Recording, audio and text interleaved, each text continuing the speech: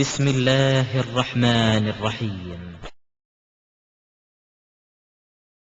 அஸ்ஸலாமு அலைக்கும் வரஹ்மத்துல்லாஹி வபரகாத்துஹு. எல்லாம் அல்ல அல்லாஹுவின் நல்லடியார்களே, எல்லாம் அல்ல அல்லாஹு தஆலா இந்த பரந்த உலகை படைத்ததற்கு பிறகு அதில் மனித சமுதாயம் நேரான வழியில் செல்ல வேண்டும் என்பதற்காக இறை தூதர்களையும் அவர்களுடன் உண்மையான வேதங்களையும் அல்லாஹு தஆலா கொடுத்து, அந்த இறை வேதங்களின் அடிப்படையிலேயும் அவன் அனுப்பிய தூதர்களினுடைய வழிமுறைகள் அடிப்படையிலேயும் தங்களுடைய வாழ்க்கையை அமைத்துக் கொள்ளுமாறு அல்லாஹு தஆலா இந்த மனித சமுதாயத்திற்கு கட்டளையிட்டிருக்கிறார். அந்த இறைவனுடைய அந்த அற்புதமான வழிகாட்டியாக உள்ள திருமறை குர்ஆனுடைய சட்டங்களும், அதற்கு விளக்க உரையாக வந்த இறை தூதர்களுடைய சட்டங்களும் எவ்வளவு மேலானதாக உயர்ந்ததாக இருந்தாலும்,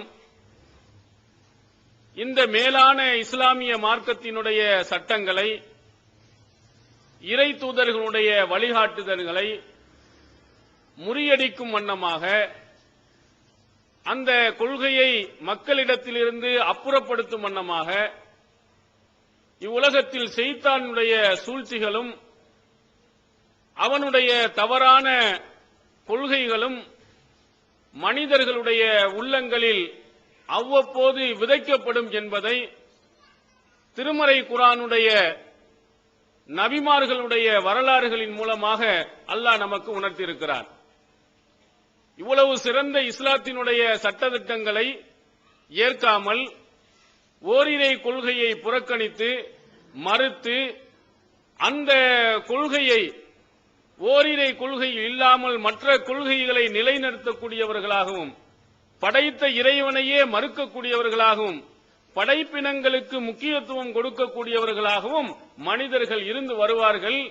அதே நேரத்தில் இந்த அசத்திய கொள்கை சில நேரங்களில் எவ்வளவோ மிக வேகமாக வளர்ந்து வருவதை போன்று, மிகப்பெரிய ஒரு வளர்ச்சியை கண்டதை போன்று இருந்தாலும், இறுதி கட்டத்தில் இந்த உண்மையான சத்திய கொள்கைதான் வெற்றி பெறும் என்பதை அல்லாஹு தஆலா திருமறை குர்ஆனில் மிக தெளிவாக நமக்கு சொல்லியிருக்கிறார். எவ்வளவு அதிகமாக வளர்ந்து போகும்? இதற்கு உதாரணமாக நபிகள் பெருமானார் ஸல்லல்லாஹு அலைஹி வஸல்லம் உடைய காலங்களில் நடந்த சம்பவங்கள், அவர்கள் இறை தூதராக வரும் பொழுது இருந்த நிலைமைகளை நீங்கள் பார்த்தீர்களானால், இந்த அசத்திய கொள்கை எங்கெல்லாம் போய் வளர்ந்து எங்கெல்லாம் வளர்ச்சி கண்டிருக்கிறது என்பதை நீங்கள் விளங்கலாம். இந்த உலகத்திலேயே அல்லாஹ் ஒருவனை மட்டும் வணங்குவதற்காக கட்டப்பட்ட ஆலயம் உங்களுக்கு தெரியும், காபத்துல்லா. இந்த காபத்துல்லா என்ற ஆலயம் முதலாவதாக கட்டப்பட்டு ஓரிரை கொள்கை அங்கே எடுத்துரைக்கப்பட்டு படைத்த இறைவனை மட்டும் வணங்கப்பட்டு வந்ததற்கு பிறகு நபி இப்ராஹிம் அலைஹிஸ்ஸலாம் அவர்களுடைய காலங்களில் சிதிலடைந்து போன அந்த கட்டடங்கள் புனர்நிர்மாணம் செய்யப்பட்டு புதுப்பிக்கப்பட்டு அல்லாஹ் ஒருவனை மட்டும் வணங்க வேண்டும் என்ற கொள்கை ஆழமாக அங்கே விதைக்கப்பட்டது. ஆனால் நிலைமை என்ன? அல்லாஹ்வின் தூதர் அவர்கள் இறை தூதராக வந்தபோது இணை வைப்பு கொள்கை எங்கெல்லாம் புகுந்து போய் வந்ததென்றால், காபத்துல்லாவினுடைய அந்த ஓரிரை கொள்கையினுடைய ஆலயத்திற்கு உள்ளேயும் போய்விட்டது. இணை வைப்பு 1, 2, 3 என்பதல்ல, 360 சிலைகள் அந்த பள்ளியாசலுக்கு உள்ளே போயிருச்சு. இங்கே ஒரு சிலைகள் உள்ளே வந்துவிட்டால் நம்முடைய உள்ளங்கள் எப்படி கொதிப்படைந்து போய்விடும்? ஒரு சிலை வணக்க வழிபாடு வந்துவிட்டால் அங்கே எவ்வளவு பெரிய பிரச்சனைகள் வெடித்துவிடும். இன்று தமிழகத்திலே பாபர் மசூதியிலே அங்கே சிலைகளை 3 சிலைகள் வைத்ததின் காரணத்தினால் இன்று வரையிலேயும் மிகப்பெரிய ஒரு கொந்தளிப்பான ஒரு சூழ்நிலையை நாம் இன்று பார்த்துக் கொண்டு வருகிறோம். ஆனா அங்க பாருங்க, 360 சிலைகள் உள்ள போயிருக்கிறது. அப்ப அசத்திய கொள்கை என்ன செய்கிறது என்றால், கொஞ்சம் கொஞ்சமாக உள்ளே போய் இவ்வளவோ பெரிய அளவுக்கு வளர்ந்திருக்கிறதா என்று நீங்கள் எண்ணும் அளவிற்கு மிகப்பெரிய வளர்ச்சி அடைந்தாலும், மேலேந்து ஒரே அடியாக கீழே விழும் பொழுது சுக்கு நூறாக ஒன்றும் இல்லாமல் அது மறைந்து போய்விடும். பேல கீழே இருந்து ஒரு படி, ஒரு மாடி, 2 மாடி, 3 மாடி, 4 மாடின்னு போய் ஒரு மாடியில இருந்து கீழே விழுந்தா சின்ன காயம் தான் ஏற்படும். ஒரு 14 மாடி, 50 மாடி, 100 மாடி என்று போய் கொண்டு அங்கேருந்து தள்ளினால் ஒன்றும் இல்லாமல் போகும். அது மாதிரி இந்த அசத்திய கொள்கை சில நேரத்தில் ரொம்ப வீரியமாக போய் அங்கே இருக்கும் போது அல்லாஹ்தாலா ஒரே அடியாக தள்ளிவிடும் பொழுது சுக்குநூறாக போய்விடுகிறது. இது வரலாறுகள் நமக்கு காட்டக்கூடிய படிப்பினை. ஒவ்வொரு இறை தூதர்களும் எடுத்து சொன்ன அந்த கொள்கைக்கு எதிராக எவ்வளவு பெரிய பயங்கரமான எதிர்ப்புகள், மிகப்பெரிய சூழ்ச்சிகள் எல்லாம் செய்யப்பட்டாலும் இறுதியிலே வெற்றியடைய போகின்ற போது இந்த சத்திய கொள்கைதான், இந்த அல்லாஹ் சொன்ன கொள்கைதான், இந்த நபியினுடைய காட்டிய வழிமுறைதான் என்பதை நிறைய இடங்களில் அல்லாஹ் சொல்கிறார். அவர்களுடைய அந்த எதிர்ப்புகள் எல்லாம் எப்படி எல்லாம் வந்திருக்கிறது? ஒன்று மிரட்டல்களின் மூலமாக வந்திருக்கிறது. இன்னும் சில விஷயங்கள் அவருடைய உளப்பூர்வமான பிரச்சனைகளை தொட்டு இந்த அசத்தியம் நிலைநாட்டப்பட்டிருக்கிறது. இன்னும் கொஞ்சம் கூடுதலாக போனா வாத திறமைகளை கொண்டு நிலைநாட்ட முயற்சியும் செய்திருக்கிறார்கள். இப்படி பல வகைகளில் இந்த சத்திய கொள்கையை அமுக்குவதற்காக என்னென்ன வகைகளிலெல்லாம் நம்ம முயற்சி செய்ய முடியுமோ அத்தனை முயற்சிகளையும் செய்தார்கள். ஆனால் கடைசியில் என்ன ஆனது? சத்தியம்தான் வென்றிருக்கிறது. மக்கரு மக்கரல்லா வல்லாஹு ஹைருல் மாக்கிரீன். அவர்களும் சூழ்ச்சி செய்தார்கள். இந்த சத்தியம் வளரக்கூடாதுங்கிறதுக்கு அவனும் செஞ்சான், அல்லாவும் செய்தான். ஆனால் சூழ்ச்சி செய்வதில், இந்த இவர்களுடைய சூழ்ச்சியை முறியடிப்பதில் அல்லாஹுவே மிகப்பெரியவன், மிக சிறந்தவன் என்று அல்லாஹ் சொல்வதை ஆங்காங்கே நிரூபித்திருக்கிறார். ஒரு சில உதாரணங்களை உங்களுக்கு சொல்கிறேன். நபி இப்ராஹிம் அலைஹிஸ்ஸலாம், இந்த இப்ராஹிம் அலைஹிஸ்ஸலாம் அவர்களுடைய வரலாறு உங்களுக்கு நன்றாக தெரியும். அவர்கள் எடுத்து வைத்த வாதங்கள், அவர்கள் ஆணித்தரமாக எடுத்து சொன்ன கேள்விகள், அவங்களால பதில் சொல்ல முடியல. கேட்கிற கேள்விகளுக்கெல்லாம் வாயடைத்து போனார்கள். அறிவுபூர்வமாக அன்றைய காலத்திலே ஆயிரக்கணக்கான ஆண்டுகளுக்கு முன்னால் வந்த இப்ராஹிம் நபி ஒரு பகுத்தறிவின் தந்தை என்று நாம் சொல்லலாம். அவர்கள் எடுத்து வைத்த வாதங்களுக்கு மனிதன் எதனால் சிறப்பிக்கப்பட்டானோ, எதனால் மற்ற உயிரினங்களை விட சிறந்தவனாக ஆனானோ அதை நிரூபிக்கும் வண்ணமாக அழகாக சொன்னவர்கள். சிலைகளுக்கு எந்த சக்தியும் இல்லை என்பதை சொல்லி சொல்லி பார்த்தார்கள். ஆனால் என்ன செய்யவில்லை? அவனுக்கு புரியவில்லை, எந்த இதையும் விளங்கவில்லை. அதற்கு அந்த சக்தி இருக்கு, இந்த சக்தி இருக்கு, இப்படி சொல்லிக்கொண்டே போனான். அதுக்காக நபி இப்ராஹிம் அவர்கள் என்ன செய்தார்கள்? எல்லா சிலையும் உடைச்சாங்க. உடைச்சிட்டு பெரிய சிலையினுடைய கழுத்திலே கோடாலியை தூக்கி போட்டாங்க. மக்கள் எல்லாம் வெளியே போயிட்டு வந்தவொடனே, என்னடா எல்லா சிலையிலும் நொறுங்கி போய் கிடக்கிறதே, என்ன, யார் செய்தது அப்படின்னு கேட்கும் பொழுது அங்கே சொல்லுகிறார்கள், இப்ராஹிம் ஒரு ஆள் சொல்றார், இதுக்கொரு ஃபத்தன் யுகால் லஹும் இப்ராஹிம், ஒரு இளைஞர் இருக்கிறாரு, அவர் இப்ராஹிம் சொல்லப்படும், அந்த ஆளு தான் செஞ்ச மாதிரி இருக்கு, இந்த ஆளு தான் இந்த மாதிரி குழப்பம் பண்ணிக்கிட்டு இருக்கிற ஆளு, கூட்டிட்டு வா அவனை அப்படின்னு வந்து இப்ராஹிம் நபி அழைக்கிறார்கள். அழைக்கும் பொழுது இவன் விளங்க வேண்டும் என்பதற்காக, இவன் சிந்திக்க வேண்டும் என்பதற்காக அவர்கள் சொன்னார்கள், இது நான் செஞ்ச வேலை இல்ல, பாத்தீங்களா அந்த ஒரே ஒரு சாமி மட்டும் இருக்கு பாத்தீங்களா, அதற்கு என்ன இல்ல, பிடிக்கல, சிறுக்கு பிடிக்கல, கருத்துல நான் சொல்றேன். அந்த மாதிரி சிறுக்கு ஏன் மாதிரி ஒருத்தன் இருக்கக்கூடாது, நான் தான் பெரிய ஆளு, என் நிலைக்கு எவனை நீ வணங்க கூடாது அப்படிங்கிறதுக்காக எல்லா சிலையிலும் உடைச்சிட்டு பாத்தீங்களா, கோடாலியை கூட கழுத்துல வச்சிருக்கு. அப்படி உண்மையிலேயே அது செஞ்சிச்சா இல்லையா இருந்தா பசஅலுஹுமின் கானு யந்திகூன், அதை கேட்டு பாருங்க, சொல்லும் உங்களுக்கு. பாரு, நீ உலகத்திலே ரொம்ப சிறந்த ஆளு, ரொம்ப எல்லாத்தையும் தரக்கூடியது, உனக்கு எல்லா கஷ்டங்கள் சிரமங்கள் எல்லாத்தையும் தீர்த்து வைக்கின்னு சொல்றியே, நான் சொன்னது பொய்யா இல்லையான்னு கேட்டு பாரு, உண்மையை அந்த சிலைட்ட கேளு சொல்லுண்டா. நபி இப்ராஹிம் அலைஹிஸ்ஸலாம் அவர்கள் சொன்ன போது, இது என்னைக்காவது பேசியது இருக்கிறதா? அப்ப இப்ராஹிமே, நீ சொல்றது கொஞ்சமாவது அறிவுடைய இருக்கா? என்னைக்கு இந்த சிலைகள் பேசி இருக்குது? அட கிறுக்கு பயில்வளா, இதைத்தானே இவ்வளவு காலமா நான் சொல்லிக் கொண்டிருக்கிறேன். உன் வாயிலேயே வர வைக்க வேண்டுங்கிறது அந்த சொன்ன. நீ வணங்கி கொண்டு இருக்கக்கூடியதற்கு எந்த நன்மையும் செய்ய முடியும், எந்த தீமை நம்ம உடைச்சு போட்டா அது வாட்டு கீழே இருந்து அப்படியே கிடக்கும். இதை போய் நீ வணங்குகிறாயே என்று நபி இப்ராஹிம் அலைஹிஸ்ஸலாம் அவர்கள் கேட்ட பிறகும் கூட அவனால பதில் சொல்ல முடிய, தலை எப்படி குனிஞ்சு போட்டான், அவ்வளவுதான். கேட்கிற கேள்விக்கு பதில் இல்லை. ஆனாலும் முத்தி போனவர்கள், ஊறி போனவர்கள், இந்த வாதத்திலே இந்த கொள்கையிலே இருந்து போனவர்கள் அத்தனை பேர்களும் என்ன செய்கிறார்கள்?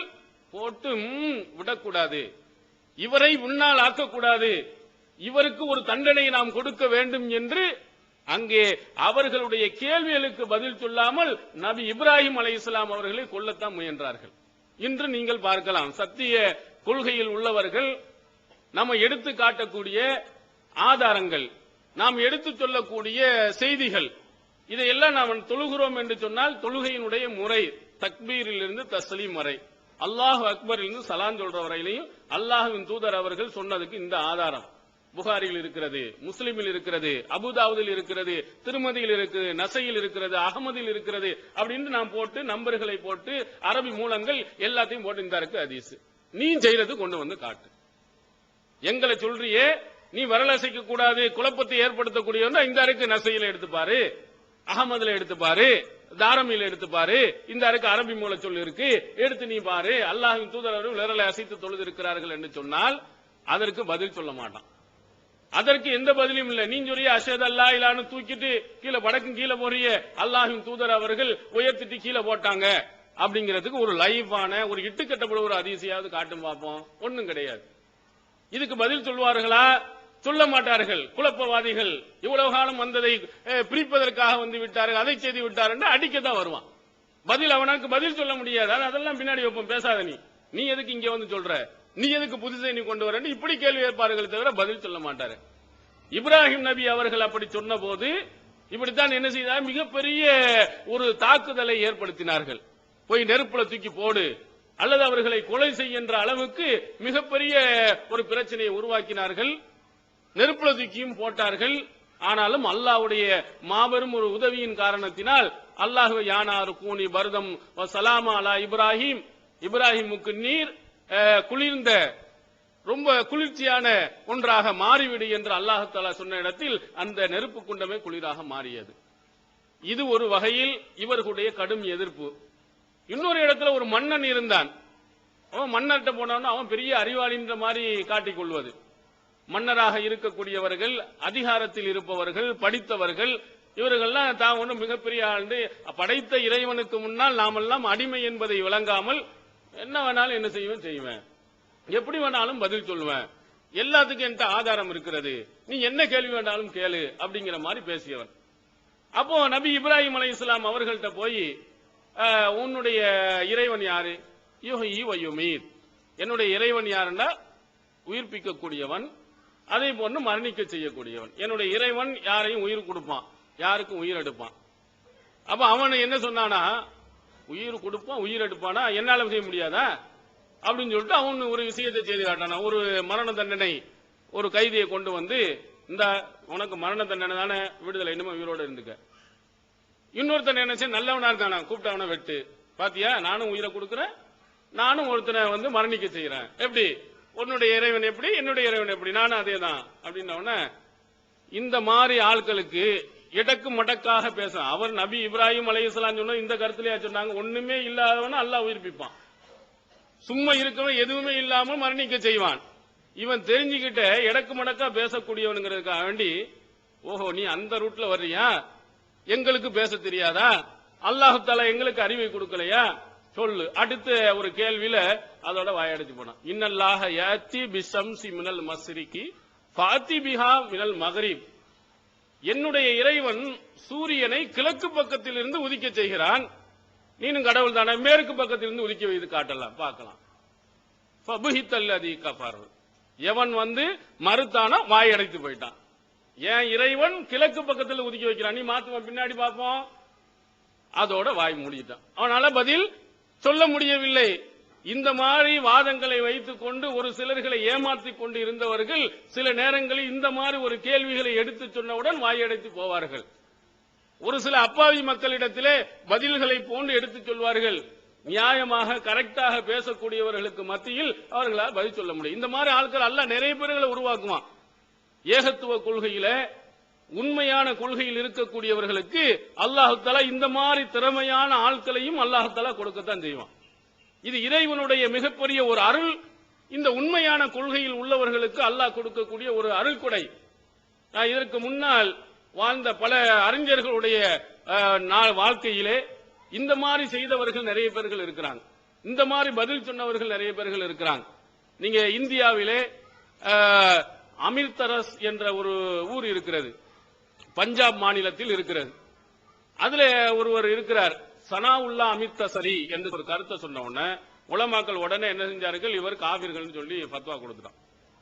சனாவுல்லா அமிர்தசரிங்கிற ஒரு அறிஞருக்கு இவர் கொடுத்த உடனேயே இவர் அந்த பாதிரியார் என்ன செஞ்சார், சாக்கு போக்கு எங்கேயாவது கிடைக்குமான்னு தேடிக்கிட்டே இருந்தார். ஆளு யாரு எங்க கிடைக்குதுன்னு. உடனே காவிர்கள் சொன்ன உடனே வந்து சொன்னாரு, நான் ஒப்பந்தம் போட்டது ஒரு முஸ்லீம்கிட்ட தான், நீங்கள் என்ன செஞ்சு உங்களை காவிர்னு சொல்லிட்டாங்க, அதனால வாதத்துக்கு வரமாட்டேன் அப்படின்ட்டு. எப்படா சாக்கு போக்குன்னு கிடைச்ச உடனே அவர் ரொம்ப அறிவாளியான விவரமான ஆள். அப்ப அவர் திரும்பி கேட்டாரு, இஸ்லாத்தை பற்றி உங்களுக்கு தெரியுமா? ஓரளவு தெரியும். ஒருவர் இஸ்லாத்துக்கு வருவதற்கு என்ன செய்ய வேண்டும்? ஒரு காபிரா இருக்கிறான், ஒரு இந்துவா இருக்கிறான், மாற்று மதத்தில் இருக்கிறான், இஸ்லாத்துக்கு வரணும் என்ன சொல்ல சொல்லி இருக்கிறது? லா இலாஹ இல்லல்லாஹ் முஹம்மது ரசூலுல்லாஹ்னு சொன்னா உள்ள வந்துடலாம். அப்ப நான் சொல்லுகிறேன், லா இலாஹ இல்லல்லாஹ் முஹம்மது ரசூலுல்லாஹ், நான் இஸ்லாத்துக்கு இப்ப வந்துட்டேன்னா வா வாதுக்கு அப்படின்ட்டு. அவன் உண்மையா பேசுனா அது என்ன இதுன்னு சொன்னா வாதிக்கலாம். அவன் என்ன செய்யறது, எப்படா நழுவி போக வேளாம் அப்படின்னு நினைக்கின்ற பொழுது அவனுக்கு அதே மாதிரி பதில். இஸ்லாத்துக்கு வர்றது பெரிய விஷயமா? இதுக்கு என்ன போய் 7 கடல்ல போய் குளிச்சுட்டு வரணுமா? 7000 பாத்தியா ஓதி தான் உள்ள வரணுமா? லா இலாஹ இல்ல முஹம்மது ரசூலுல்லாஹ் வந்துட்ட இப்போ வா நீ வாதத்துக்கு, நான் இப்ப முஸ்லீம் தானே அப்படின்னு சொல்லி வந்தாராம். இப்படி பல வரலாறுகள். இந்த தௌஹீது கொள்கையை முறியடிப்பதற்காக வேண்டி நிறைய வார்த்தைகளை வைத்துக் கொண்டு, இந்த மாதிரி விஷயங்களை வைத்துக் கொண்டு பின்வாங்குவதையும், இந்த தௌஹீதை இல்லாமல் ஆக்குவதற்கும் நிறைய முயற்சிகளை என்ன செய்திருக்கிறார்கள், அன்றைய காலத்திலேயே செய்திருக்கிறார்கள். அதுல சில இந்த வார்த்தை விளையாட்டுகள் அறிஞர்கள் நிறைய செய்வாங்க. ரசூல் ஸல்லல்லாஹு அலைஹி வஸல்லம் அவர்கள் தொழுகையில கைகளை எங்கே கட்டினார்கள் அப்படின்னா நெஞ்சின் மீது அப்படின்னு இருக்கு. அலா சத்ரிஹி, அவருடைய நெஞ்சின் மீது வைத்தார்கள் இருக்கு. இதுக்கு என்ன நேரடியா போடலாம், நெஞ்சின் மீது வைத்தார்கள் தான். உடனே இவர்கள் அறிஞர்கள் ஆய்வுக்கு உள்ள இறங்குறான். என்ன ஆய்வுக்கு உள்ள இறங்குகிறான், அலா என்ற அந்த இடைச்சொல்லுக்கு என்னென்ன அர்த்தங்கள் எல்லாம் இருக்கிறது அப்படின்னு பாக்குறது. பார்த்துட்டு அதுல ஒரு சொல்லுகிற பக்கம், அதாவது அலாசதிய நெஞ்சுக்கு பக்கத்தில் என்ற அர்த்தம் இருக்கிறது, எனவே நெஞ்சின் மேல கூட கீழே கட்டணும் அப்படின்னு. இது பாருங்க இந்த இலக்கண புத்தகத்தில் இருக்கு, அந்த இலக்கண புத்தகத்தில் இருக்கு அப்படின்னு அவங்க இலக்கண புத்தகத்தை கொண்டு வந்துட்டா பாமர மக்களுக்கு என்ன தெரியாது, ஓஹோ அப்படியும் ஒண்ணு இருக்குதோ, அப்ப நெஞ்சு பக்கத்துல வயிற்றுல கட்டிக்கிறோம். ஷாஃபில வயிற்றுல தானே கட்டுறாங்க, நெஞ்சுக்கு பக்கத்துல தானே இருக்கு, அப்ப அப்படி கட்டி கொள்ளலாம் அப்படின்னு சொல்லிட்டு அவர் சொன்னார். உடனே இன்னொரு அறிஞர், ஓஹோ அப்படி ஒண்ணு இருக்கோ, இப்ப ஹதீஸ்ல நெஞ்சில கை வைக்கிறதுக்கு முன்னாடி ஒரு வலது கையை இடது கையில வைக்கணுமே, எப்படி இருக்குது? யமீனு அலஷிமால், வலது கையை இடது கையின் மீது அப்படிங்கிறதுக்கு அலாங்கிறது அர்த்தம் தான் இருக்குது. நீ இப்படி வச்சுக்கிட்டு நெஞ்சில வயிற்றுல தக்பீர் கட்டு, நாங்க அதை ஏற்றுக்கொள்கிறோம் என்று சொன்னார். அலாங்கிறது பக்கம் தானே, வலது கையினுடைய பக்கத்தில் இடது கையை வைத்தார்கள். இப்படி வை அல்லது இப்படி வை, இப்படி வச்சுட்டு இப்படி கட்டு. அலாங்கிறதுக்கு பக்கம் என்ற பொருள் என்று சொன்னால் அதுலயும் நீ பக்கம் என்ற பொருளை நீ வை அப்படின்னு சொன்னா அவனுக்கு பதில் சொல்ல முடியும். ஒரு உண்மையான ஒரு இதை பார்க்க, நம்ம ஒரு கொள்கையில இருக்கிறோங்கிறதுக்காக வேண்டி அதை எப்படி எல்லாம் வளைக்கலாம், எப்படி எல்லாம் நெளிக்கலாம் அப்படிங்கிற மாதிரி சிலர்கள் இந்த தௌஹீதினுடைய வளர்ச்சியை என்ன செய்திருக்கிறார்கள், வளைத்து பார்த்தவர்கள் நிறைய பேர் இருக்கிறாங்க. அதே மாதிரி இந்த அலா என்ற வார்த்தை எப்படி இருக்குன்னு சொன்னா, ஒரு முந்தைய காலத்துல என்ன இல்ல, புள்ளிகள் எல்லாம் இல்லை, தகுத்தங்கிறத நீங்க எழுதி பார்த்தீங்கன்னா அலா மாதிரி ஒரு வளையல வரும். தகுத்தங்கிறது தே ஹா தா இப்படி இப்படி கொஞ்சம் இப்படி வளர்ச்சி எழுதி பார்த்தீங்கன்னு சொன்னா ஓரளவு அலா மாதிரி வரும். எழுதியவர்கள் தவறுதலாக என்ன செய்து விட்டார்கள், அலா மாதிரி எழுதிட்டாங்க, அது பிரிண்டிங் ஆயிருச்சு. அது அலா சதுரினா தகுத்த சதுரிஹி, நெஞ்சின் கீழின் தான் நீங்க வச்சுக்கிறணும், இப்படிதான் இருக்கு. இப்படி சிலர்கள் வாதத்தை எடுத்து வைத்தார்கள். இதுக்கு என்ன பதில் நம்ம சொல்லுவோம், இதுக்கு என்ன ஆதாரம் இருக்கிறது, இது ஏதாவது சான்றுகள் இருக்கா? இவன் சிந்தித்து பார்க்கிறான், தொப்புளை கீழே கொண்டு போகணும், வயிற்றுக்கு கீழே கொண்டு போகணும், என்ன செய்யலாம் என்பதற்காக இவ்வளவு ஆய்வு செய்து தகத்த அலா மாதிரி தெரியுது, இப்படித்தான் இருந்துச்சு சொன்ன. அப்போ நம்ம சொன்ன தகத்த சுர்ரா அப்படின்னு ஒண்ணு இருக்குது, அந்த தகத்த என்பது அலா என்ற எழுத்துக்கு மாற்றமாக தான் தாஹாங்கிற மாதிரி போட்டிருக்குன்னு.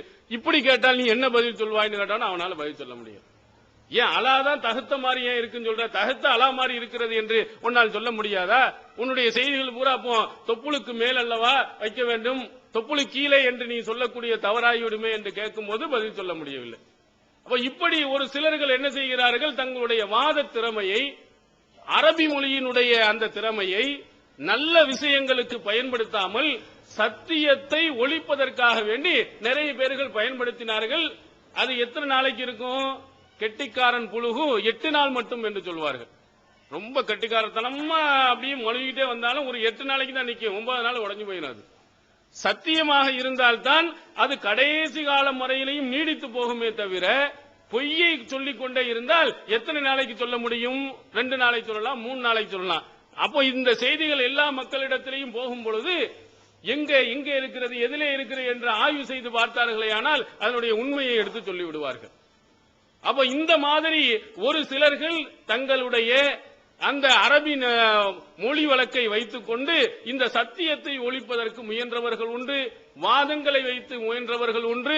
ஆனால் இறுதியில யார் ஜெயித்திருக்கிறார் என்று சொன்னால், அவ்வளவு பெரிய பிரச்சனைக்கு மத்தியிலும் ஜெயித்தவர்கள் இந்த உண்மையான கொள்கையில் உள்ளவர்கள் தான் என்பதை நபி இப்ராஹிம் அலைஹிஸ்ஸலாம் அவருடைய வரலாறுல அவர்கள் அடித்த, அவர்கள் செய்த அட்டூழியங்கள் அனைத்திலையும் வெற்றி கண்டு ஓரிரை கொள்கையை ஓங்கு ஒழித்தவராக, இணை வைப்புக்கு எதிராக நின்றவர்களாக, இந்த சமுதாய மக்கள் எல்லாம் இந்த இணை வைப்பு கொள்கைக்கு முன்மாதிரியாக ஏற்றுக்கொள்ளக்கூடியவர்களாக நபி இப்ராஹிம் அலைஹிஸ்ஸலாம் அவர்களை அல்லாஹ் ஆக்கியிருப்பதையும் நாம் பார்க்க முடிகிறது.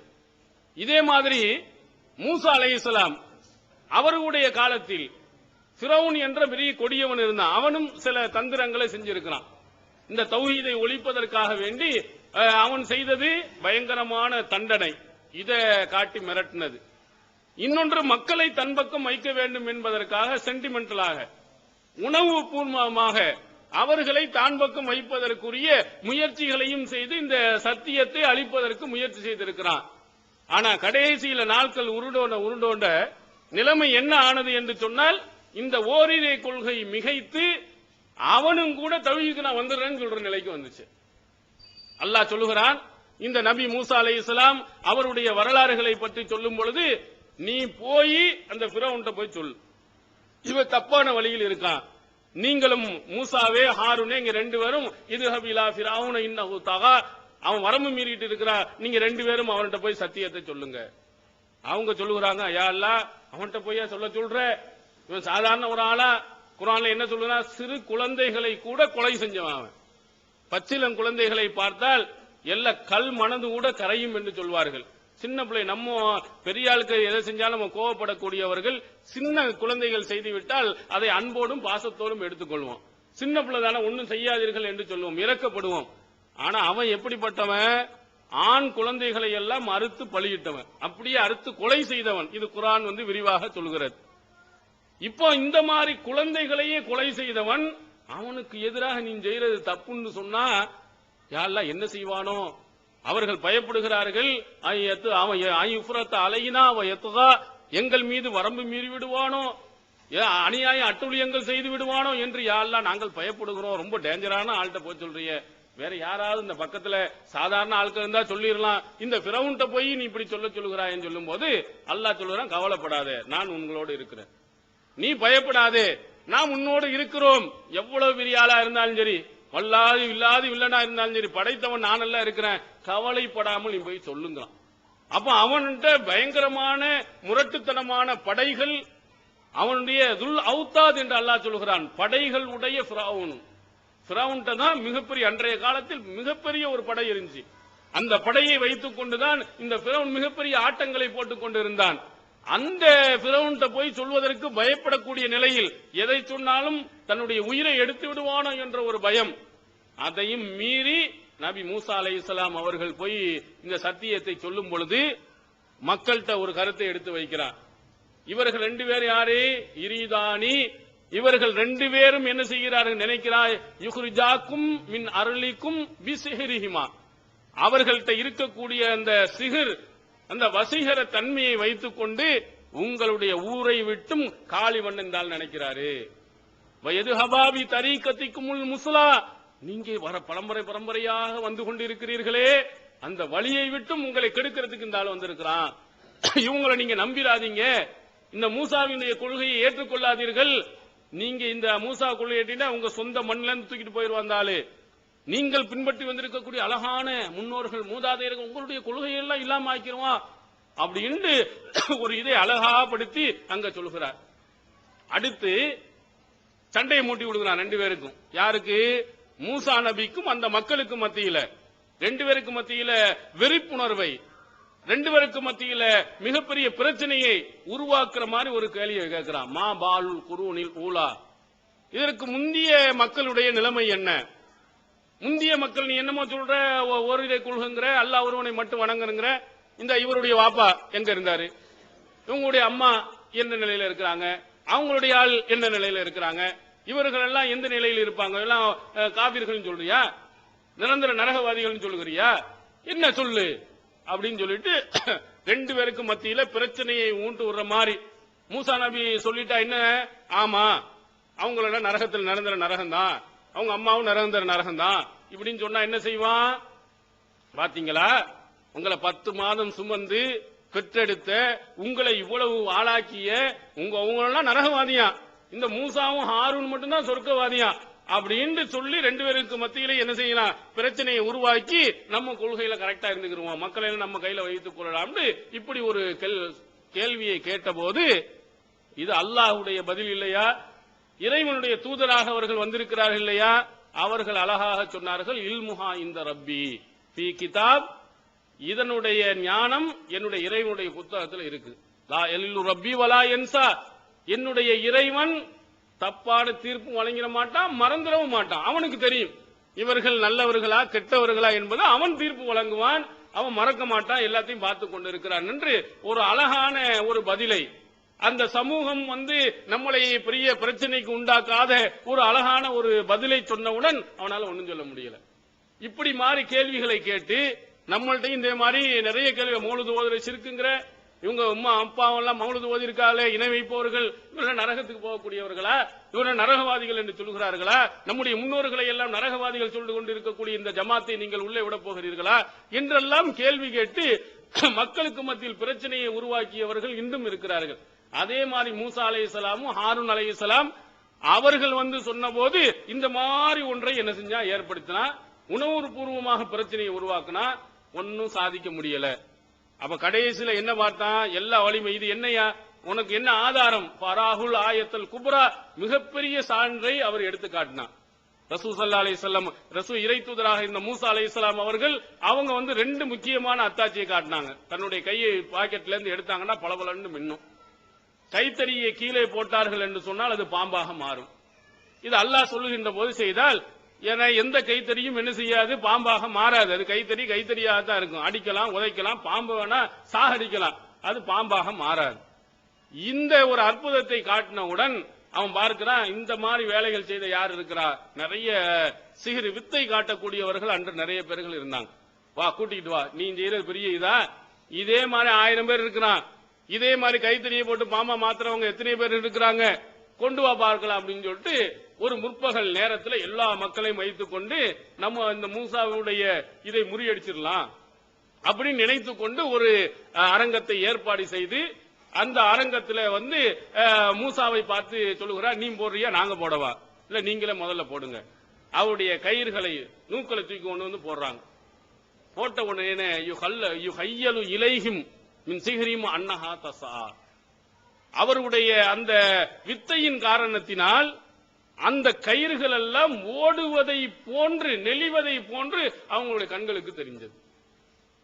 அப்ப மூசா அலைஹிஸ்ஸலாம் பார்க்கிறாங்க, அவுஜஸ ஃபீ நஃப்ஸி ஹீபத்த மூசா, மூசாவுக்கு ஒரு பயத்தை ஏற்படுகிறது. ஆஹா என்னடா இது, பாம்பு ஓடுற மாதிரி இருக்கிறதே, ஓடுற மாதிரி தெரிகிறதே, ஐயோ உண்மையிலேயே அப்படி பாம்பா ஆகிவிடுமோ என்று மூசா நபி அவர்கள் பயந்தார்கள். இதை பார்க்கும் பொழுது பெரிய வாதங்களை செய்யும் பொழுது அவன் எடுத்து வைப்பான், வாதங்களை எடுத்து வச்சவன், ஆகா இவ்வளவு பெரியது இவ்வளவு பெருசா அப்படின்னு நம்ம நினைத்துக் கொண்டிருப்போம். அடுத்த பதில் சொல்லும் பொழுது அவ்வளவுதான், ஒண்ணுமே இல்லாமல் போயிடுவாங்க. அந்த பதில் இவ்வளவுதானா, சே இவ்வளவுதானா என்று அவர்கள் என்ன செய்து விடுவார்கள், அப்படி நினைத்துக் கொண்டிருப்பார்கள். பெருசா நினைப்பாங்க. நம்ம எடுத்து சொல்லக்கூடிய அந்த பதில்கள் அவருடைய உள்ளத்துல ஒன்றும் இல்லாமல் ஆக்கிவிடும். நிறைய ரசூலுல்லாஹி ஸல்லல்லாஹு அலைஹி வஸல்லம் காலத்திலும் சரி பிற்காலத்திலும் வந்தவர்களும் சரி இதே மாதிரி விஷயங்களை சொல்லி இருக்கிறார்கள். நம்ம கேட்கும் பொழுது வாதங்களை எடுத்து வைக்கும் போது என்னமோ ஒரு அசத்திய முறை மேலோங்கி போய் கொண்டு இருக்கும். பதில்களை எடுத்து சொல்லிவிட்டால் அவ்வளவுதான்.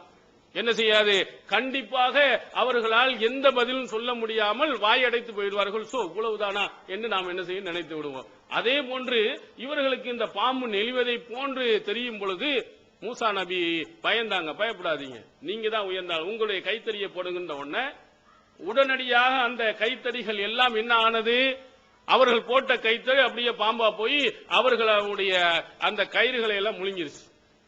உடனே வித்தைக்காரர்கள், யாருக்கு தெரியும்னா அவனுக்கு அவனுடைய துறையை பற்றி நல்லா தெரியும். வித்தை செய்யக்கூடியவனுக்கு இது உண்மையான பாம்பா அல்லது நடிக்கிறமா நம்ம கண் பார்வை இருந்தா உண்மையிலேயே இது எந்த வித்தைக்காரனாலும் இப்படி செய்யவே முடியாது, எவனாலும் இப்படி ஏமாத்த முடியாது, உண்மையான பாம்பாக ஆக்க முடியாதுன்னு சொன்ன உடனே ஆமன்னா பி ரப்பி மூசா வ ஹாரூன். உடனே பார்த்த உடனேயே ஃபிரௌன் கூட்டி கொண்டு வந்த அவன் எப்படி எல்லாம் கூட்டிட்டு வந்தான், நீங்க இதுல ஜெயிச்சீங்கன்னா என் பக்கத்துல இருக்கலாம்னு சொன்னான். அதாவது பெரிய மந்திரி பதவி கொடுப்பேன்னு சொன்னா, இந்த மூசாவை மட்டும் வென்றுருங்க உனக்கு நல்ல நல்ல பெரிய பதவிகள் அப்படின்னு அவங்க பக்கம் கூட்டிட்டு வந்த ஒரு குரூப் இங்க வந்த உடனேயே இதை பார்த்த உடனேயே மூசாவும் ஹாரூனும் எந்த இறைவன் சொல்றாங்களோ அந்த இறைவனை நான் ஏற்றுக்கொள்கிறேன் உடனே மாறிட்டாங்க, தௌஹீது கொள்கைக்கு வந்து விட்டார்கள். இந்த இதை ஃபிரௌனால எதிர்பார்க்க முடியல. அவன் சொல்லுகிறான், நான் அனுமதி தருவதற்கு முன்னால் ஈமான் கொண்டு விட்டீர்களா, உடனே உங்களுடைய கைகளையும் கால்களையும் வெட்டுவேன், மாறுகை வாங்குவேன் அப்படின்னு பயங்கரமான ஒரு மிரட்டலை அவன் சொன்னான். அப்ப அவங்க ஃபக்லீமா அந்த கால் இன்னமா தக்லி ஹாதில் ஹயாத்து துன்யா, நீ என்ன தீர்ப்பு வழங்கணும் எல்லாத்தையும் நீ பண்ணிக்க, நீ தீர்ப்பு வழங்க இந்த உலகத்தில் தான், நாங்க அல்லாஹ் மறுமையை நம்பியவர்கள், மூசாவினுடைய உண்மையான கொள்கையை ஏற்றவர்கள், நான் ஆகிரத்தை ஒன்னால எவ்வளவு செய்ய முடியும் செஞ்சுக்கிட்டாங்க. எப்படின்னு பாருங்க, எவ்வளவு பயங்கரமான ஒரு ஃபிரௌன். அந்த ஃபிரௌனுடைய கூட்டத்தினர்களுக்கு மத்தியில் அவன் எப்படியெல்லாம் கொண்டு வந்தான், எப்படியெல்லாம் அசத்தியத்தை ஒழிப்பதற்கு வந்தான், அங்க வந்தவனே என்ன செஞ்சா இங்க இதுக்குள்ள வந்தாச்சு. ஃபிரௌனுக்கு பக்கம் வந்தவர்களே அப்படியே மாறி அசத்தியம் அழிந்து சத்திய கொள்கையின்பால் மூசா அலைஹிஸ்ஸலாம் அவருடைய கொள்கைக்கு அந்த மிகப்பெரிய ஒரு வெற்றியை அல்லாஹ் தஆலா கொடுக்கிறான். எங்கே பார்க்கும் பொழுது நபியே பயந்து நடுங்கக்கூடிய அளவிற்கு சில விஷயங்கள் எல்லாம் நடக்கும், சில பிரச்சனைகள் எல்லாம் உருவாகும். அப்படி உருவாகிற நேரத்தில் பயந்துடாதீங்க. உண்மையான கொள்கையில் நாம் இருக்குவோமானால், குர்ஆன் ஹதீஸின் அடிப்படையில் நாம் மறப்போமேயானால் கண்டிப்பாக நிச்சயமாக நாம் தோற்கவே மாட்டோம். மூசா நபிக்கு ஒரு கடைசி கட்டத்தில் எப்படி வெற்றி கிடைத்ததோ அதே மாதிரி வெற்றி ஃபிரௌன் கூட கடைசியில வந்தான். ஃபிரௌன் இருக்கிறானே அவன் கடைசி நேரத்தில் விரட்டுகிறான் மூசா நபியையும் அவருடைய கூட்டத்தினர்களையும் விரட்டி கொண்டு போக கடைசியில கடல் குறுக்கிடுகிறது. கடல் குறுக்கின்ற நேரத்தில் மூசா அலைஹிஸ்ஸலாம் அவர்களுக்கு ஆகா ரெண்டு வலம்மா தரால் ஜம்ஆன், ரெண்டு கூட்டத்தினர் ஒருவருக்கு ஒருவர் பார்த்துக் கொள்கிறார். நல்ல இங்க இருந்து அங்க தெரியுது, அவ்வளவு நெருக்கமாக வந்துட்டாங்க. காலா அஸ்ஹாபு மூசா இன்னால முதரக்கூன், மூசாவுடைய கூட்டத்தினர்கள் சொன்னாங்க, ஆக நல்லா மாட்டிக்கிட்ட முடிச்சிட்டீங்க அவ்வளவுதான் அப்படின்னு நினைக்கும் அளவுக்கு நெருங்கிட்டான். கடலை தாண்டி எங்க போனா நம்ம தற்கொலை பண்ண வேண்டியதுதான், இந்த பக்கம் போனா இவன் கொலை பண்ணிடுவான். இப்படிப்பட்ட ஒரு சூழ்நிலையில் அல்லாஹ் தஆலா உன்னுடைய கைத்தறி எடுத்து அடிந்த உடனே அடித்தார்கள், கடல் பிறந்தது. கத்தௌதில் அலீம், பிரம்மாண்டமான மலைகள் மாதிரி பல வழிகள் என்ன செய்ய தொடர்ந்து கடல் பிளந்து மூசா நபிய கூட்டத்தினர் உள்ள போறாங்க. போகும் பொழுது அறிவாளியா இருந்தா புத்திசாலியா இருந்தா சரி, பாம்பாவது ஏதாவது ஒண்ணு ஓரளவு சின்னன்னு நினைக்கலாம். கடல் எந்த காலத்திலாவது பிளந்தது உண்டா, அதுல போக முடியுமா? இவ்வளவு பெரிய அதிசயம் இங்கே நடக்கிறது. என்ன அவனுக்கு என்ன செய்யறது, ஆத்திரக்காரனுக்கு புத்தி மட்டும் சொல்லுவாங்க. இந்த அவசரக்கார புத்தி இருக்கான, இவனை எப்படியாவது கொண்டு மூசாவின் கூட்டத்துக்கு ரொம்ப வேகமா உள்ள போறான். இந்த கடலுக்குள்ள போகும் பொழுது அவங்க கரையேறிட்டாங்க. அல்லாஹ் ஒன்னு சேர்ந்தாலும் முடிஞ்சு வச்சு கடல் ஒன்றாக சேர்ந்தது. அப்ப என்ன சொன்னா, பனி இஸ்ராயேல், இந்த மூசா பனி இஸ்ராயேல் எந்த கடவுளை ஏற்றுக்கொண்டார்களோ அவங்க நான் ஈமான் கொண்டேன்னு ஃபிரௌன் சொன்னான். அப்ப அல்லாஹ் கேட்டான், அல்லாஹ் ஆன் இப்பொழுதுதான் உனக்கு புத்தி வந்துச்சா, பக்கத்து அசைத்த ரப்பி அசைத்த இந்த இறைவனுக்கு நீ இதற்கு முன்னால் நீ மாறு செய்யவில்லையா, இப்பதான் உனக்கு புத்தி வந்ததா என்று கேட்டு அவன் கூட அந்த தௌஹீதுக்கு கடைசி நேரத்தில், அந்த நேரத்தில் அல்லாஹ் ஏற்க மாட்டான். உயிர் போகின்ற நேரத்தில் அந்த நேரத்தில் சொல்லக்கூடக்கூடிய தௌபா ஏற்றுக்கொள்ளப்படாது. இவ்வளவுலாம் சொன்னதுக்கு பிறகு நீ இப்பொழுதுதான் உனக்கு புத்தி வருகிறதா என்று கேட்ட செய்தியையும் நாம் திருமறை குர்ஆனில் பார்க்கிறோம். தௌஹீத், இந்த ஓரிரை கொள்கை, இந்த உண்மையான கொள்கைக்கு பின்னால் இவ்வளவு அசத்தியங்கள் விரட்டி வரத்தான் செய்யும். அதிகாரங்கள் வரட்டும், அதே மாதிரி அவர்களுடைய வாத திறமைகள் வரட்டும், அவருடைய பொருளாதாரங்கள் வரட்டும், எல்லா வகையிலையும் கொண்டு வந்து நெருக்க வருவார்கள். நெருக்கி சாகடிக்கலான்னு வருகின்ற நேரத்தில் ஒரு உதர்னா அவ்வளவுதான், ஒருத்தன் ஒண்ணு இல்லாமல் போய்விடுவோம். இறைவனுடைய அருள் அங்கே கிடைக்கும். நாங்க ஒவ்வொரு கட்டத்திலையும் பார்த்திருக்கிறோம். இந்த தௌஹீது ஆரம்ப காலகட்டத்திலே சொல்லும் பொழுது இருந்தவர்கள் ஒரு நபர்கள், இரண்டு நபர்கள் தான். ரசூல் ஸல்லல்லாஹு அலைஹி வஸல்லம் அவர்களுடைய காலத்தில் அல்லாஹ்வின் தூதர் அவர்கள் மட்டும் ஒரு ஆளா இருந்து எப்படி இவ்வளவு வளர்ச்சி வந்தது? அவ்வளவு பயங்கரமான முரடர்கள் வாழ்ந்த அந்த காலகட்டத்தில் அவன் கொள்கையெல்லாம் தப்புண்டு ரசூல் ஸல்லல்லாஹு அலைஹி வஸல்லம் சொன்னவர்கள்ட்ட எப்படி இந்த ஈமான் உள்ள போனுச்சுன்னா உண்மையான தௌஹீது இருந்தனாலதான் போனுச்சு. இல்லை என்று சொன்னால் கண்டிப்பா போகாது.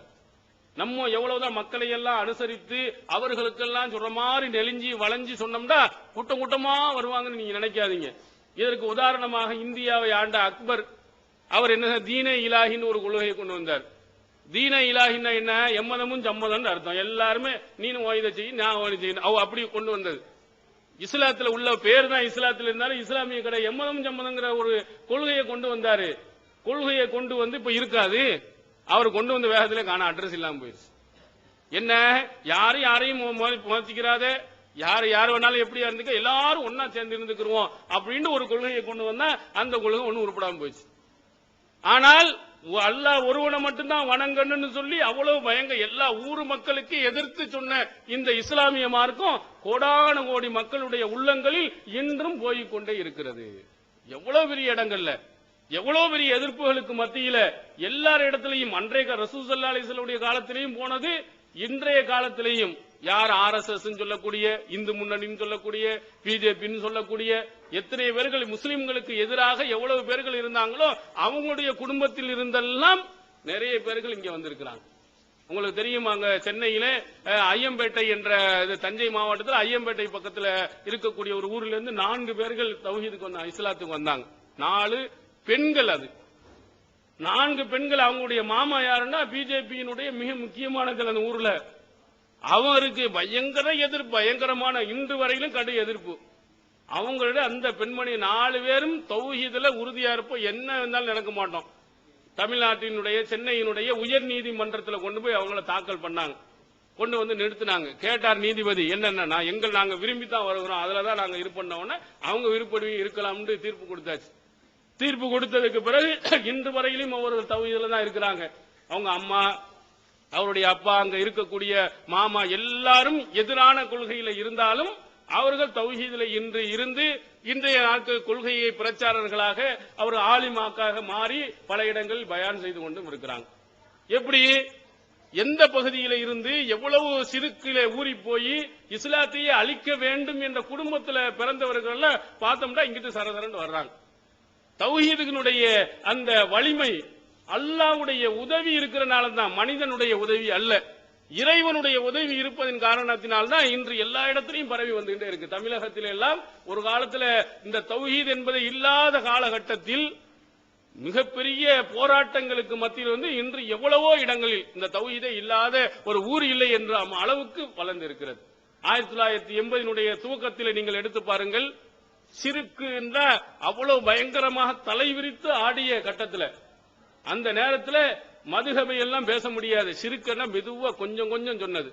அதிலே அதற்கு எதிராக இருந்தவர்கள் கேரளா பகுதி, தமிழகத்தை ஒட்டி கேரளா பகுதியில் இருக்கக்கூடியவர்கள் இந்த சிறுக்குக்கு ஆதரவு, இந்த தௌஹீதுக்கு எதிரே வாதத்துக்கு வர்றியா, எதிராக பேச தயாரா அப்படின்னு சொல்லிட்டு விவாதத்துக்கு அழைத்தார்கள். அந்த நேரத்தில் குர்ஆன் ஹதீஸின் அடிப்படையில் நம்ம சொல்வதற்கு புத்தகங்கள்லாம் பெருசா ஒண்ணுமே கிடையாது. நிறைய புத்தகம், இன்று லட்சக்கணக்கான புத்தகங்கள் இருக்கிறது, கம்ப்யூட்டர் சீடிகள் இருக்கிறது, எல்லா பாக்கெல்லாம் நிறைய கொடுத்திருந்தோம். ஆரம்ப காலத்துல அதுல நமக்கு இருந்தது பெரிய ஒண்ணு இல்ல, இந்த அல்பானி எழுதின அத்தவஸ்ஸுல் வ அன்வாவுஹான்னு ஒரு புத்தகம் தான் இருந்தது, ஒரு சின்ன ஒரு ரிசாலா தான். இந்த வசீலாவை வச்சு என்ன செய்யலாம், பெரியார்கள்ட்ட கேட்கலாம், முன்னோர்கள்ட்ட கேட்கலாம், மூதாதையர்கள்ட்ட கேட்கலாம் அப்படின்னு அந்த ஒரு புத்தகம் குர்ஆனும் தான் இருந்தது. சாதாரண புகாரி முஸ்லிம்னு சில புத்தகங்கள் இருந்தது. அவங்க வந்தானுங்க விவாதத்துக்கு வாமா தயார். நம்மள்ட்ட பெரிய நூல்கள் எதுவும் இருந்ததில்லை, ரொம்ப சின்ன புத்தகங்கள் தான். அவுலியாக்கள்கிட்ட கேட்கலாம் போகலாம் அப்படின்னு அவர்களுக்கு சொல்லக்கூடியவர்கள் நிறைய பழைய காலத்து புத்தகங்களை எல்லாம் கொண்டு வந்து வைத்தார்கள். பார்த்த உடனே புத்தகங்களை அடுக்க பார்த்த உடனே நம்மெல்லாம் கதி கலங்கி போயிட்டோம். ஆஹா, இவ்வளவு புத்தகம் மட்டும் இல்ல, புத்தகங்கள்ல ஒவ்வொரு இடத்துலயும் ஒரு பேப்பர் நடுவுல ஒரு பேப்பரா போட்டு வச்சிருக்காங்க. என்ன அர்த்தம்? ஏதோ குறிப்புக்கு எடுத்து வச்ச மாதிரி உடனே இந்த பக்கத்தை எடுத்து காட்டலாம் அப்படின்னு வரிசையா மலை மாதிரி அடுக்கி வைத்த உடனே ஒரு பிரமிப்பு. இந்த பக்கத்துல பார்த்தோம்னா ஒரு குர்ஆன் இருக்கிறது, 2 புத்தகங்கள் இவ்வளவுதான் இருக்குது. அவன் மலை மாதிரி அடுக்கி வச்சிருக்கான். அவ்வளவு ஒவ்வொரு இடத்துலயும் பேப்பரு வச்ச உடனே தௌஹீத் கொள்கையில உள்ளவங்க இவங்க போய் என்னத்தை போட்டு என்னத்தை செய்ய போறாங்களோ, ஒரு புத்தகத்தையும் காணா ஒன்னையும் காணா, என்ன பேச போகிறார்கள் அப்படின்னு நினைத்துக் கொண்டு இருக்கும் பொழுது வசீலாவை கேட்க வேண்டும். திருமறை குர்ஆன் வபுத்தகு இலைஹில் வசீலா, அல்லாஹ்விடத்திலே நீங்கள் நெருங்குவதற்கு வசீலாவை தேடுங்கள் அப்படின்னு குர்ஆன் வசனம் இருக்கிறது என்று பேச ஆரம்பித்தார்கள். பேச ஆரம்பித்த உடனே அங்கிருந்து நம்ம வட்டாரத்தில் கேள்வியை கேட்டா, ஒரு கேள்வியிலேயே அதோட விழுந்துட்டான். அதுக்கு மேல பேசவே முடியல. என்ன கேள்வியை கேட்டார்கள்? யாய்கல்லதீன ஆமனு, ஈமான் கொண்டவர்களே என்று அழைத்து வபுத்தகு இலைஹில் வசீலா, நீங்கள் என்ன செய்யணும்? வசீலாவை தேடிக்கொள்ளுங்கள் அப்படின்னு சொல்லித்தானே என்ன செய்து இருக்குது. இதை ஈமான் கொண்டவர்களேன்னு குர்ஆன் வசனம் அழைக்கிறது. இதில் முதலாவதாக ஈமான் கொண்ட உண்மையான ஈமான் உள்ளவர் யாரு? அல்லாஹ்வின் தூதர் அவர்கள் தானே. நபிகள் பெருமானார் ஸல்லல்லாஹு அலைஹி முதல் ஈமான் உள்ளவர்கள், இறை நம்பிக்கையாளர்கள். அவர்கள் யாரை கொண்டு வசீலா தேடினார்கள்? அதை சொல்லு. ஈமான் கொண்டவர்கள் அத்தனை பேர்களும் வசீலா தேட சொல்கிறது. ரசூலுல்லாஹி ஸல்லல்லாஹு அலைஹி வஸல்லம் அவர்கள் யாரை கொண்டு வசீலா தேடினார்கள்? ரசூலுல்லாஹ் அவன் பேசுறான், உலகத்திலேயே அல்லாஹ்வின் தூதர் அவர்களை விட சிறந்தவர்கள் யாரும் இல்லை. அவங்க தான் ஃபர்ஸ்ட் நபி, அவங்க தான் மிகச் சிறந்தவர்கள் தான். அவனும் பேசிக் கொண்டிருக்கான், நம்மளும் சிறந்த நபின்னு சொல்றோம். இந்த நபி இவனோட சிறந்த எந்த அவுலியா இடத்தில் கேட்கிறார்? அப்துல் காதர் ஜீலானியை கூப்பிட்டு கேட்டாங்களா?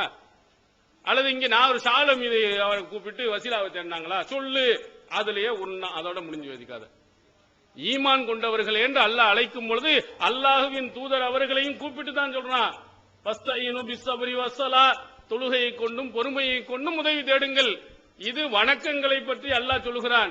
இப்படி வைத்து என்றால் அல்லாஹ்வின் தூதர் அவர்கள் தொழுது வசீலா தேடி இருக்கிறார்கள், பொறுமையுடன் வசீலா தேடி இருக்கிறார்கள். நீ நல்லவர்கள் பெரியவர்களுக்கு என்ன ஆதாரம்? இப்ப ரசூல் ஸல்லல்லாஹு அலைஹி வஸல்லம் அவர்கள் யாரை வசீலாவாக கொண்டார்கள் சொல்லு. அதோட விழுந்தவர்கள் தான் இந்த பேப்பர்ல வச்சிருந்தானே நம்மளை மிரட்டுறதுக்கு. உள்ள ஒண்ணுமே கிடையாது, ஒரு புக்கையும் எடுக்கவே இல்லை, ஒரு புத்தகத்தையும் எடுத்து காட்டவே இல்லை, எதுவும் சொல்லவும் இல்லை. நம்மளை பிரமிப்பு காட்டுவதற்காக, பெருசாக பயப்படுவத உல ரீதியில் நம்மை பயமுறுத்துவதற்காக கொண்டு வந்து வச்சது. அல்லாஹ் தஆலா இருக்கிறான் என்று சொன்னால் பயப்பட்டுருவோமா? அல்லாஹ் அந்த பயத்தை கொடுப்பானா? மிகப்பெரிய ஒரு தைரியத்தை அல்லாஹ் கொடுப்பான். நம்ம சத்தியத்தில் இருக்கிறோம், எவனுக்கு பயப்பட வேண்டியது இல்லை. 300 பேரும் 1000 பேர்கள் பதில் போர்க்களத்தில் எதிரிகளா வரும்பொழுது 300 நபர்களாக இருந்தவர்கள்ட்ட தைரியத்தை அல்லாஹ் கொடுக்கலையா? சத்தியம் இருந்தால் அல்லாஹ் தைரியத்தை கொடுப்பான், அந்த சத்தியத்தை நிலவர செய்வான். அதற்கு சான்றாகத்தான் நம்ம என்ன செய்ய முடிகிறது? இந்த காரியங்கள். அந்த இதுல கோட்டார் என்ற பகுதியில் நடந்த அந்த விவாதம் தௌஹீதினுடைய தமிழக தௌஹீது எழுச்சிக்கு ஒரு மைல்கல்லாக இருந்துச்சு. அதிலிருந்து தௌஹீத் என்ன செய்தது? விரைவாக எல்லா மக்களிடத்திலையும் என்ன செய்யறது? பரவ தோண்டியது. விரைவாக மக்களிடத்தில் எல்லாத்தையும் கொண்டு போனுச்சு.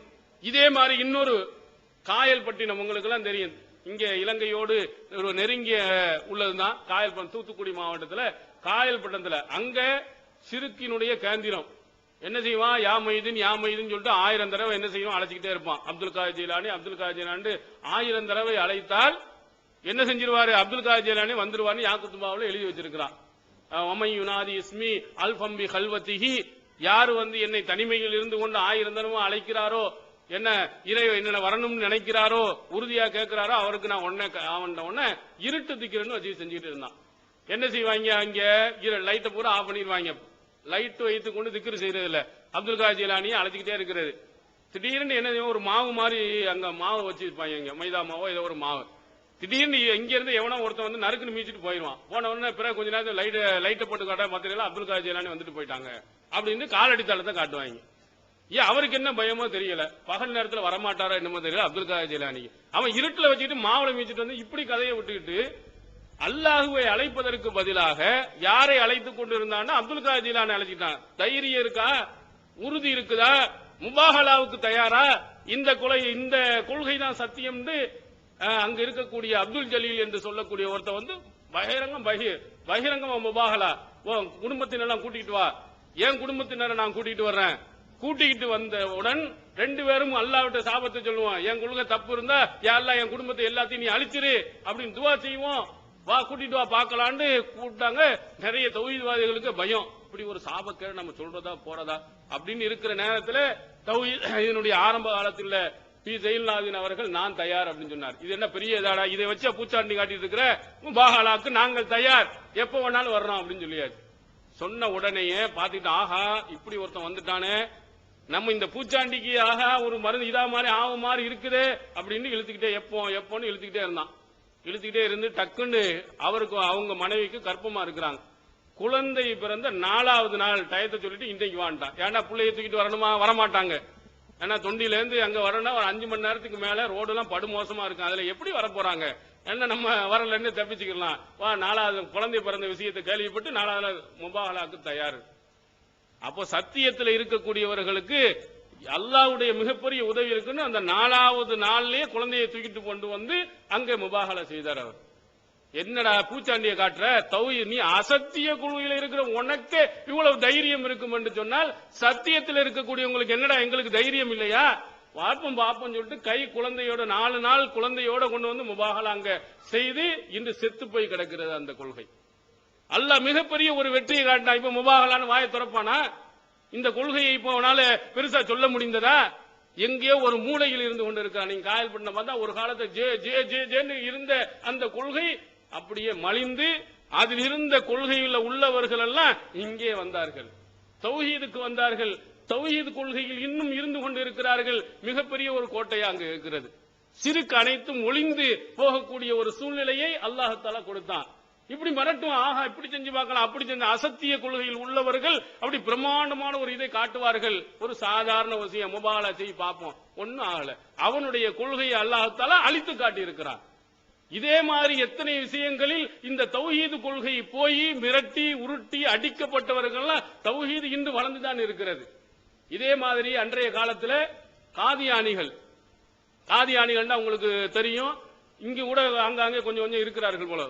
அங்க இருக்கிறாங்க காதியானிகள் யாருன்னா மிர்சா குலாம் அகமது என்று நான் சொன்னேனே முன்னால். காதியான் என்று பஞ்சாப் மாநில இந்தியாவும் பாகிஸ்தானும் சேர்ந்து இருந்த நேரத்தில் பஞ்சாப்ல காதியான் என்ற ஊர்ல 1800 சில்லறையில பிறந்தவன் இந்த மிர்சா குலாம் என்பவன். இந்த மிர்சா குலாம் என்பவன் தன்னை நபி என்றும் ரசூல் ஸல்லல்லாஹு அலைஹி வஸல்லம் இறுதி தூதுவர் இல்ல, இதற்கு பின்னால் இறை தூதர் வருவாரு, நான் தான் மஹதி அப்படின்னு சொல்லிட்டு நிறைய பொய்களையும் புரட்டுகளையும் என்ன செஞ்சிருக்கான், நிறைய சொன்னான். இவங்களும் என்ன செஞ்சாங்க, விவாதத்துக்கு தயாரான்னு கோவை மாவட்டங்கள் பகுதியில மேலப்பாளையங்கள்ல அங்கங்க கொஞ்சம் பேர் நின்றுகிட்டு இருந்தாங்க. பெரிய சவால் விட்டாங்க, வா தயார். அவனுடைய கொள்கை என்ன, ஈசா நபி அலைஹிஸ்ஸலாம் இறந்து போயிட்டாங்க, இது ஒரு கொள்கை. அதே மாதிரி இறுதி நபி ரசூல் ஸல்லல்லாஹு அலைஹி வஸல்லம் கிடையாது, இன்னொரு நபியும் என்ன செஞ்சிருக்காங்க இருக்கிறாங்க, மஹதியா இருக்கக்கூடிய. அதே மாதிரி மிர்சா குலாம் என்பவர் நபி, ரசூலுல்லாஹ் இறுதி நபி இல்ல, மிர்சா குலாம்ங்கிற அவர் நபி. அதே மாதிரி ஈசா நபி இறந்து போயிட்டாங்க. இதைத்தான் பேசுவான். ஈசா நபியை முதல்ல மூத்தாக்குறதுக்கு தான் முதல்ல வருவான். எந்த பேச்சுக்கும் பேச மாட்டீங்க. பேசுனீங்கன்னு சொன்னா ஈசா நபி உயிரோட இருக்காரா இல்லையா அதான் பேசணும் நிற்பான். ஏன் அதான் மூத்தாக்க வர்றான்னு சொன்னா ஈசா நபியை பற்றி வரக்கூடிய செய்திகள் எல்லாம் எடுத்து வந்து அதான் நான் அப்படின்னு சொல்றதுக்காக. யாரு, மிர்சா குலாம் தான் அந்த ஈசா நபி, அவர் தான் நபியாக இருக்கிறாரு, இந்த ஹதீஸ்கள் எல்லாம் பின்னாடி வரும் என்று இருக்கிறாரு அப்படின்னு அவன் சொல்லிக்கொண்டு அவன் பூச்சாண்டி கட்டுதான். 9 நாட்கள் அவனோட விவாதம் செய்து அன்றைய கொள்கையை மௌத்தாக்கி இருக்கிறோம். ஹதீஸ்ல என்னென்ன இருக்கு எடுத்து சொல்லு. நீ பாத்திமாவுடைய வம்சாவளியில் வருவார் அப்படின்னு தானே இருக்கு. நீ உன்னுடைய வம்சாவளி பாத்திமாவுடைய வம்சாவளியில் நீ வந்திருக்கியா, அதை நிரூபிக்க முடியுமா, காட்டு. இல்ல, அவனால காட்ட முடியல. ஈசா நபின்னு சொன்னியே, ஈசா இப்னு மரியம் தான் நான் சொன்னியே, நீ மிர்சா குலாம் அகமதுல நீ சொல்ற, உன் பேரு என்ன ஈசாண்டா வைத்துக் கொண்டு இருக்கிற, மிர்சா குலாம் அகமதுல நீ வைத்திருக்கிற, உன் பேர் அகமதுல நீ சொல்லிக் கொண்டு இருக்கிற, இதுக்கு என்ன சம்பந்தம் இருக்கிறது என்று அடுக்கடுக்கான கேள்விகளை அவனை எடுத்து வச்சது இல்லாம அவன் எவ்வளவு பொய்யும் புரட்டும் அறிவுக்கு பொருத்தம் இல்லாத செய்திகளையும் சொல்லி இருக்கிறான்னு சொல்லிட்டு அவனுடைய நூல்கள்ல 90% அனைத்தும் உருது மொழியில தான் இருக்கு. அதனால உருது மொழி தெரிந்தவர்களை கொண்டு வந்து அவனுடைய நூல்கள், அவன் எழுதின நூல்கள் வெளியிட மாட்டேங்கிறான். சின்ன சின்ன ரிசாலாக்கள் அவன் எழுதினு கொண்டா அவன் ஒரிஜினலாக எழுதின புத்தகங்கள் இல்லாமல் கேரளா பகுதியில சுன்னத்துல் ஜமாத்துல இவனுக்கு எதிராக வைத்திருந்தவர்கள் அவங்கள்ட்ட அந்த புத்தகங்களை எல்லாம் வாங்கி கொண்டு வந்து 9 நாட்கள் அவனுடைய புத்தகங்கள்ல இருந்து எடுத்து எவ்வளவு கிறுக்குத்தனம் இருக்கு பாரு, எவ்வளவு அறிவுக்கு எதிரானதாக இருக்கிறது பாரு லேனத்து 1000 லேனத்து என்பதற்கு அவன் எழுதி வச்ச லேனத்து, 1 லேனத்து, 2 லேனத்து, 3 லேனத்து, இப்படி 1000 லேனத்துகள் ஒரு 20 பக்கத்தை எழுதி வச்சிருக்கான். எந்த கிறுக்கனாவது இப்படி எழுதி வச்சிருப்பானா? திடீர்னு இங்கிலீஷ் வகி வருதான் அவருக்கு. இங்கிலீஷ் வகி வந்தவன அந்த இங்கிலீஷ் வகியில என்னையா கிராமர் மிஸ்டேக் இருக்குன்னு சிலர்கள் வந்து கண்டுபிடிச்சு சொன்னாங்க. இங்கிலீஷ்ல அவங்களுக்கு வகி வருதான். என்னடா இங்கிலீஷ்ல வகி வந்துருச்சு, இதுல வந்து கிராமர் மிஸ்டேக், வகி கொஞ்சம் வேகமா வந்துருச்சு, அதனால தப்பு வந்துருச்சுங்கிறான். கிறுக்கை எப்படி எல்லாம் கிறுக்குத்தனமாக இருந்தாலும் அது அந்த புத்தகத்தை இன்னும் நாங்கள் ஜெராக்ஸ் எடுத்து வச்சிருக்கிறோம். நம்முடைய தௌஹீத் இஸ்லாமிய கல்லூரியில அந்த தலைமையகத்திலையும் என்ன செய்யப்பட்டிருக்கிறது, அதை ஜெராக்ஸ் எடுத்து, ஏன்னா அந்த புத்தகம் வெளியிட மாட்டேங்கிறான். அங்க கேரளாவில் ஒரு சுன்னத்துல் ஜமாத்து பாதியில மட்டும்தான் அவனுடைய புத்தகம் ஒரிஜினல் புத்தகம் இருக்கு. அதை பூரா எடுத்து வச்சு இவன் எழுதின கிறிஸ்திய நூஹினுடைய கப்பல், அது என்னமோ ஒரு 2-3 புத்தகங்கள் எழுதி வச்சிருக்கான். நல்ல பெருசு பெருசா உருதுல எல்லாத்திலையும் எவ்வளவு உளறல்கள் இருக்கிறது. அவன் வந்து நபியே கிடையாது, ஒரு கிறுக்கன் என்பதை வந்து கடைசியில மிர்சா குலாம் நபியா இல்லையான்னு அந்த கடைசியில வந்து நச்சினால அதோட அவன் இல்லாமல் போயிட்டான். அதுவை விட வெற்றி என்னன்னா, நம்மில் இருந்து ஒருத்தன் கூட அங்க போல, அங்கிருந்து என்ன செய்திருக்கிறார்கள், தௌஹீதின் பக்கம் வந்திருக்கிறாங்க. இது என்ன, இப்படி இந்த மாதிரி தௌஹீதை வைத்துக் கொண்டு எத்தனை பேர்கள் ஏமாற்றிக் கொண்டு இருந்தவர்கள், தௌஹீதுக்கு எதிராக நடந்தவர்கள், இவர்கள் அனைவர்கள் மத்தியிலையும் இந்த தௌஹீதை நம்ம போய் சொன்னதுல இந்த சத்தியம் என்ன செஞ்சு வெற்றி அடைந்திருக்கிறது. கடைசியா நீங்க இங்க கூட வந்துட்டு ஷேக் அப்துல்லா ஜமாலின்னு இந்த சமாளிக்கிற விஷயத்துல அவர் மாதிரி அவனும் சமாளிக்க முடியாது. அப்படி என்னது நல்ல சமாளித்துக் கொண்டு குர்ஆன் ஹதீஸோடு சொல்ல நாங்கள் தயார், அதை தயார் அப்படின்னு சொல்லிக் கொண்டு இருந்தான். அப்படி இருந்தவன்கிட்ட கலியக்கா விலையில ஒரு விவாதத்தை நாம ஏற்பாடு செஞ்சு வா தயாராண்டு பேசணும். பேசினதுடைய வெற்றி என்ன, அந்த கலியக்கா விலையில இருந்து அவனுடைய கொள்கையில் இருந்தவர்கள் தௌஹீதுக்கு வந்தாங்க. அந்த சீதியுடைய இணைப்பிலேயே நம்ம வெளியிட்டு இருக்கிறோம். இப்ப பெருசா ஆஹா ஊஹான்னா அதற்கடுத்து இன்னும் நாங்கள் தயாரா வாரத்துக்கு வரணும். இப்போ சமீபத்துல அல்லாஹ்விற்கு உருவம் இருக்கிறதா இல்லையா, அவன் என்ன பேசுனா உருவம் இருக்குன்னு சொல்லிட்டா சிலை வணக்க வழிபாடுகள்ல போயிட்டாங்கன்னு நம்ம எல்லாம் ஒண்ணுமே இல்லாமல் ஆக்கிரலான்னு பெரிய அளவுல இது பண்ணிக்கிட்டு வந்தான். கடைசியில பார்த்தால் அவர்களால் பதில் சொல்ல முடியாமல் திணறி போய் எந்த அளவுக்கு சொன்னா, அவன் முன்னால் என்ன பேசினா பின்னால் என்ன பேசினா அத்தனையும் கிளிப்பிங் போட்டு வீடியோ காட்சிகளா காட்டணும். பாருங்க உங்கள்கிட்ட இன்ன பேசுறானே அங்க என்ன பேசுறான்னு பாருங்க. வெளியில பேசின உடனே இங்க சொல்ல பயப்படுறான். அவன் எப்படி பண்ணா, அல்லாஹ்வுடைய சக்தி அனைத்தும் ரசூல் ஸல்லல்லாஹு அலைஹி வஸல்லம் அவர்களுக்கு இருக்கிறது. பார்க்கும் கண்ணாக அவுலியாக்களை பற்றி சொல்லும் பொழுது அவுலியாக்கள் எப்படி ஆயிட்டாங்க, அல்லாஹ்வுடைய பார்வையாக, அவுலியாக்களுடைய பார்வை அல்லாஹ்வுடைய பார்வை, அவருடைய பேச்சு அல்லாஹ்வுடைய பேச்சு, அவருடைய கை அல்லாஹ்வுடைய கை அப்படின்னு பேசுவான். இங்க வந்துகிட்டு அப்படி பேச மாட்டான். இல்ல நாங்கள் அல்லாஹ்வுடைய சக்தியை கொடுத்திருக்க, அதை கொடுத்திருக்கான், நீ பேசினி இந்த பாருன்னு அவன் செய்த ஒவ்வொரு முரண்பாடுகளையும் கிளிப்பிங் எடுத்து போட்ட அவனால் திணறி போய் இப்ப ஒண்ணுமே சொல்ல, முந்தைய நேரத்திலேயாவது வெற்றி வெற்றி வெற்றின்னு போவான். எங்க பேசி முடிகிறதுக்கு முன்னாடி என்ன போட்டுருவாங்க, வெற்றி வெற்றி வெற்றி மாநாடு. ஏன்னா தோத்து போயிட்டான்னு வெளியில தெரிஞ்சிடக்கூடாதுங்கிறதுக்காண்டி உடனே வெற்றி மாநாடுன்னு இவ்வளவு புகழ் மாலையை போட்டு ஒவ்வொரு ஊரா போய் வெற்றி மாநாடு போட்டுக்கிட்டே இருந்தான். இந்த இதுல அது கூட அவனால சொல்றது கூட நான் கூசுற அளவுக்கு ஒண்ணுமே இல்லாம போயிட்டான். அவனுடைய வெப்சைட்ல கூட ஒன்னும் பேச முடியாத அளவுக்கு, சொல்ல முடியாத அளவுக்கு ஷேக் அப்துல்லா ஜமாலி .com ஒன்னு வச்சிருக்கான். அதுல நீங்க எடுத்து பாருங்க, ஒண்ணும் இல்ல. பல வீடியோ கிளிப்பிங்க நாங்க அதுல இருந்தா எடுத்தோம்னு நிறைய எடுத்துட்டோம். அங்க இருந்து நம்ம எடுத்து போட்டு இவனுடைய ஒவ்வொரு முரண்பாடுகளும் எப்படி இருக்குன்னா, இப்போ தமிழகத்துல ஒண்ணுமே இல்ல. ஒரு ரவுண்டு வந்தா அப்படியே போயிட்டு அற்புதமா பேசுறான், அதை பேசுறான். அவன் பேசுறது என்ன தெரியுமா, சிறுக்கு கேலி கூத்துற மாதிரி. இப்போ உதாரணத்துக்கு நம்ம ஒரு ஹதீஸை சொல்லுவோம், லா தஜ்அல் கபரி ஈதா அப்படின்னு ரசூல் ஸல்லல்லாஹு அலைஹி வஸல்லம், என்னுடைய வணங்கும் இடத்தை பெருநாளாக கொண்டாடாதீர்கள். இதுல நம்ம என்ன வழங்குவோம், மத்த யாருடைய கபரையும் என்ன செய்யக்கூடாது, பெருநாள் மாதிரி கொண்டாடக்கூடாது. விளக்கம் கொடுக்கறாங்க. எப்படி, அல்லாஹ்வின் தூதர் அவர்கள் என்ன சொல்றாங்க, பெருநாள் மாதிரி கொண்டாடாதார்கள்டா, வருஷத்திற்கு ஒரு தடவை கொண்டாடாதீர்கள், மாசம் மாசம் கொண்டாடுங்கள், வருடம் வருடம் கொண்டாடுங்கள், தினம் தினம் கொண்டாடுங்கள் அர்த்தமே தவிர வருடத்திற்கு ஒரு தடவை கொண்டாடுங்கள் இல்லை என்றுதான் அல்லாஹ்வின் தூதர் சொன்னான்னு இருக்கேன். இதை நம்மள்ட்ட வந்து சொல்ல மாட்டேங்கிறான். இப்படி நீ வெளியே பேச, நீங்க சொல்லு, ஒரு நச்சு எடுக்கலான்னு அங்க கொண்டு வருவான்னு நம்ம போட்டாலும் வரமாட்டாங்க. வெளியில் பேசும் பொழுது எப்படி எல்லாம் சொல்லுகிறார், இந்த மாதிரி பொய்யான விஷயங்களை வெளியில் சொன்னதை நம்ம வாதத்துக்கு முன்னால் என்ன செய்யறதை எடுத்து சொல்ல முடியாமல் திணறி போய் அங்கு இருக்கக்கூடியவர்களே அவர்கள் என்ன இவ்வளவு மோசமாக பேசுகிறார் என்று சொல்லும் அளவிற்கு ஆக்குனா நம்முடைய வாத திறமை அல்ல, தௌஹீதினுடைய உண்மையான கொள்கையினால நம்ம போய் அவனில இருந்தால் நம்மளும் பேச முடியாது. பிஜேக்கு நல்ல வாத திறமை இருக்கு, இவர் அல்லாஹ் காப்பாற்ற வேண்டும் வேற கொள்கையில போயிருந்து பேசினான வெற்றி அடைஞ்சிருவாரா, அதெல்லாம் ஒண்ணுமே செய்ய முடியாது.